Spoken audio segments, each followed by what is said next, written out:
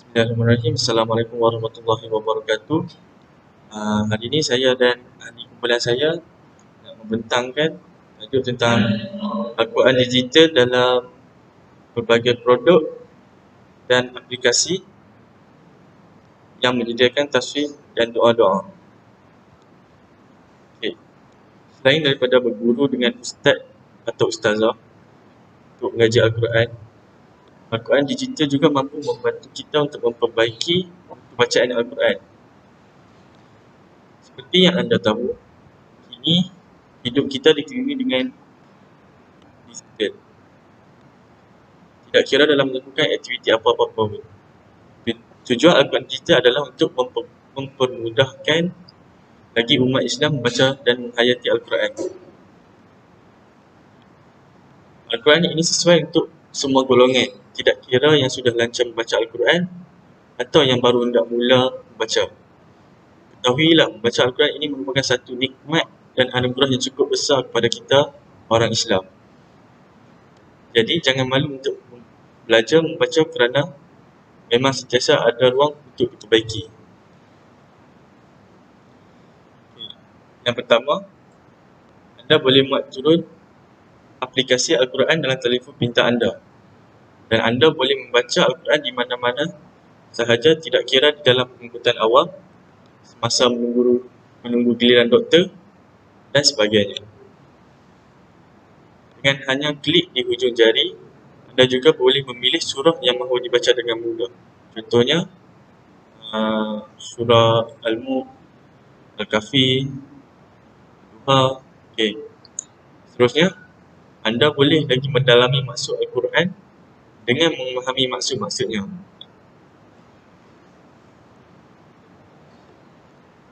Selain itu, pendekatan Al-Quran digital yang interaktif ini akan dapat membantu kita untuk belajar dengan lebih baik. Ini akan membantu mempercepatkan proses pembelajaran dalam bacaan Al-Quran. Okay. Sekiranya anda tidak pasti untuk membaca sesuatu ayat, anda boleh menggunakan bantuan Al-Quran digital. Ya, Al-Quran digital ini juga mudah digunakan dan anda tidak akan menghadapi masalah. Anda juga boleh memilih surah-surah dengan cepat dan mudah. Apabila selalu mendengar bacaan Al-Quran, ia juga akan membantu kita untuk memperbetulkan bacaan kita. Selepas ini, anda boleh memperbaiki bacaan dengan tajuk yang betul. Seperti yang anda tahu, bacaan yang betul sangat penting untuk kita umat Islam, terutama kali ketika solat. Al-Quran digital ini sesuai untuk semua golongan, tidak kira anak kecil, dewasa dan juga warga emas. Okay, seterusnya saya menetapkan kepada Kai untuk menerangkan prinsip syariah. Okay, nama saya Lama Ada subscribe ada kelas di B5E. Saya akan menerangkan mengenai prinsip syariah. Prinsip syariah ada 5, iaitu Rabbaniyah, iaitu ketuhanan; Wasatiyah, iaitu kesederhanaan; yang ketiga ialah Tawazun, iaitu keseimbangan; yang keempat adalah Mizan, kesetaraan; dan yang terakhir Tetap dan Ajal, iaitu mutlak dan murunah. Okay. Yang pertama ialah Rabbaniyah, merupakan ketuhanan. Prinsip ini menjelaskan syariah Islam adalah dicipta dan disusun oleh Allah Subhanahu Wa Taala. Alam yang terbentang luas ini mengandungi segala khazanah di dalamnya, boleh diterogai dengan mematuhi peraturan Allah Subhanahu Wa Taala. Seluruh ciptaan alam adalah milik Allah Subhanahu Wa Taala. Kita sebagai khalifah yang tertakluk kepada peraturan alam miliknya. Setiap kajian dan ciptaan hendaklah menjurus kepada pengabdian diri kepada Allah Subhanahu Wa Taala dan mengisafi keagungannya. Kemudian yang kedua ialah iaitu wasatiyah, merupakan kesederhanaan. Kesederhanaan dalam syariat adalah memberi makna segala hukum hakamnya adalah bersifat sederhana, iaitu tidak ekstrim kepada berlebihan atau kekurangan. Dan boleh berlaku perubahan dan penyesuaian tertentu pada pelaksanaan hukum mengikut keperluan yang tertentu. Contohnya untuk wasatiyah ni, contohnya solat fardu adalah dilakukan secara berdiri diberikan kelonggaran untuk duduk bagi yang sakit. Seterusnya, wasatia juga memberi makna pertengahan antara dua perkara. Mengambil tindakan antara dua kecenderungan, contohnya antara kaya dan miskin. Maka mengambil penyerian sederhana dalam mencari harta lebih diutamakan. Dan prinsip syariah yang ketiga iaitu tawazun, merupakan keseimbangan. Tawazun menurut bahasa berarti keseimbangan atau seimbang. Dari segi-segi istilah, tawazun merupakan suatu sikap seorang untuk memilih titik yang seimbang atau adil dalam menghadapi suatu soalan. Soalan-soalan yang tidak seimbang tersebut yakni sebagai berikut: dalam kehidupan terdapat sesuatu kejadian di mana seseorang yang mementingkan urusan dunianya sahaja atau berprinsip hidupnya hanyalah untuk cari kesenangan semata-mata, dan hal ini diwujudkan dalam aktiviti sehari dan dalam pergaulan seperti merokok, minuman keras, berjudi, dadah dan semua perbuatan maksiat. Atau walaupun tidak berbuat maksiat, dia memenuhi keperluan secara berlebihan seperti makan dan tidur dengan berlebih-lebihan atau bermalas-malasan. Fenomena yang seperti ini merupakan suatu kecenderungan terus-menerus terhadap perkara yang negatif. Kecenderungan yang terus-menerus terhadap perkara yang positif pula ialah boleh diumpamakan sebagai berikut: seseorang yang terus-menerus melakukan ibadah dengan cara mengurung diri serta tidak mempedulikan persekitaran sosial sekitar yang negatif. Kemudian yang keempat, yang prinsip syariat iaitu mizan, kesetaraan. Kesetaraan dalam syariat terlihat dalam hukum hakam yang memberi nilai yang selayaknya bagi sesuatu perkara. Kesetaraan dalam syariat menurut agama segala tindakan yang dilaksanakan dalam meraikan keperluan dunia dan akhirat.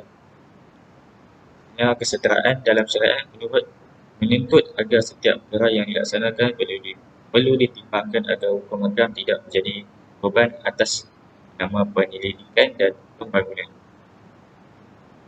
Setiap perkara yang dilakukan adalah mengambil kira item yang digunakan benar menurut sukatan atau hak yang ditentukan oleh syariat.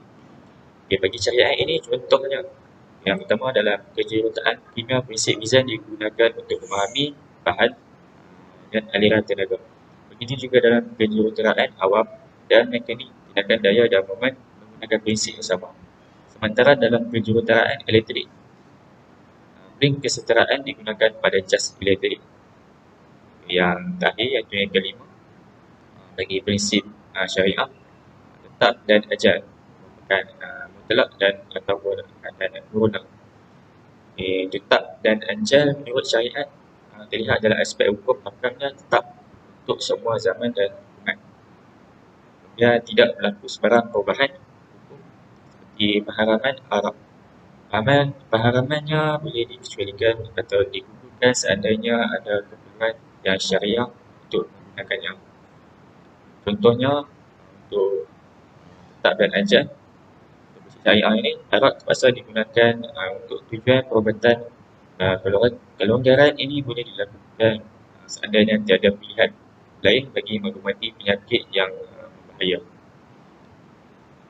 Kemudian kita boleh sambung kepada etika Islam.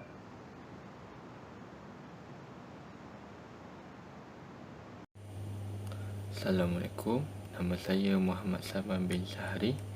Nombor kad majlis saya adalah 10 DEP 20F1037 dan saya akan membentangkan tentang penggunaan AR dari segi Islam. Untuk kali ini saya akan memberitahu tentang penggunaan AR dari segi etika Islam. Pada mulanya, Al-Quran merupakan kitab suci bagi umat Islam yang digunakan sebagai panduan. Panduan bukan sahaja diperolehi melalui membaca secara bersahaja tanpa memahami makna dan mengamalkan isinya, malah perlu ditadabur atau dalam kurungan dia dipanggil direnung. Namun, pengamalan membaca Al-Quran berserta tadabbur amat kurang dititik beratkan pada masyarakat. Negara kini dibelenggu krisis keruntuhan moral dan isu sosial dalam kalangan masyarakat, khususnya golongan muda. Umat Islam tidak mampu memahami, mengaitkan dan mengaplikasikan ilmu Al-Quran dalam kehidupan seharian. Maka kajian ini bertujuan untuk menyoroti kajian-kajian selepas berkaitan teknologi augmented reality atau dikenali sebagai AR atau realiti luasan sebagai satu usaha untuk memperkenalkan teknologi ini kepada para pembaca dan penyelidik. Di samping itu, penyelidik memfokuskan peranan teknologi realiti luasan dalam bidang pendidikan amnya dan khususnya dalam pembelajaran tadabbur Al-Quran dengan menghuraikan kelebihan dan potensi yang terdapat dalam penggunaan teknologi ini. Oleh itu, untuk memahami bagaimana AI membantu dalam pemahaman pembelajaran tadabbur Al-Quran. Okey, itu saja dari saya. Terima kasih. Assalamualaikum, nama saya Aiman bin Ahmad, nombor metrik 10DP20F1022. Hari ini saya nak terangkan kaedah fiqh. Kaedah fiqh yang sekarang ni saya dapat tajuk soalan Al-Quran kini disediakan dalam pelbagai produk digital dan aplikasi perisian yang menyediakan tafsir dan doa-doa pilihan, dan membaca Al-Quran di mana-mana menjadi lebih mudah. Adakah penggunaan teknologi AR atau augmented reality ini menunjukkan Islam tidak pernah menghalang umatnya daripada memaksimumkan penggunaan teknologi dalam kehidupan seiring dengan teknologi dan perkembangan umat Islam moden? So, yang kaedah fiqh yang kita boleh dapat di sini, la yunkaru taqayyaru ahkam bitaqayyari zaman, iaitu maksudnya tidak berlaku perubahan hukum ikut peredaran zaman. Kat sini kita boleh guna apa yang tak dilarang, hukum syarak semua.